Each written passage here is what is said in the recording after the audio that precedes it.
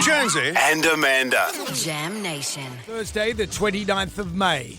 Do you remember Harambe? I was reading this morning. It's an anniversary of the death of Harambe. My kids were obsessed with this story, as was most of the world. Kids of a certain age. Yeah, but 9 years ago today, Harambe was shot dead. Harambe was a western lowland gorilla who lived in Cincinnati Zoo. Is this story coming back to you now? Do you remember this? A 3-year-old boy climbed over a barrier and fell into the moat of Harambe's enclosure. Harambe noticed him and climbed down to investigate. Harambe approached the boy and picked him up by his leg. He then carried him through the water and dragged him up a ladder onto dry land, where he held him between his legs. The zoo officials immediately signaled for the 3 gorillas in the habitat to return inside, but Harambe did not comply. The zoo officials faced a difficult and dangerous decision.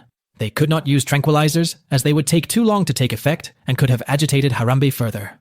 They could not enter the enclosure, as they would risk being attacked by Harambe or the other gorillas. They had to act fast, before Harambe could harm the boy or himself more. They made the heartbreaking choice to shoot Harambe, ending his life and saving the boy. Rest in peace, Harambe. There was lots of discussion at the time as to whether they should have shot Harambe.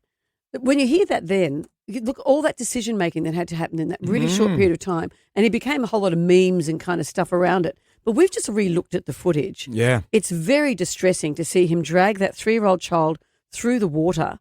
At any minute, you think this is going to turn deadly. I think they had no choice. They had no choice. But imagine that. They didn't want to agitate him further.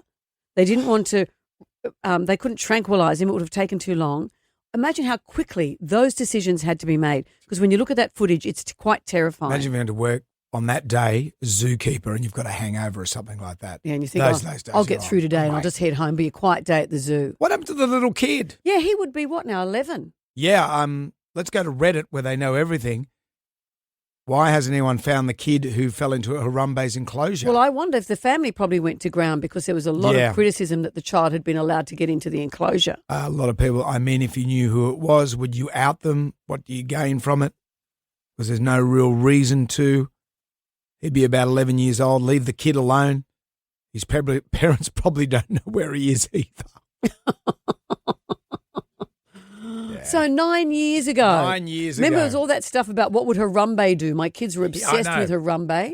Right now, became a cult hero. All those kids are in their 20s. Yeah. I just texted that to mine this morning, saying, hey, guys, it's 9 years. They're all probably drinking in an inner city pub, drinking that horrible fruity passion fruit beer they seem to like. And Brendan says hello.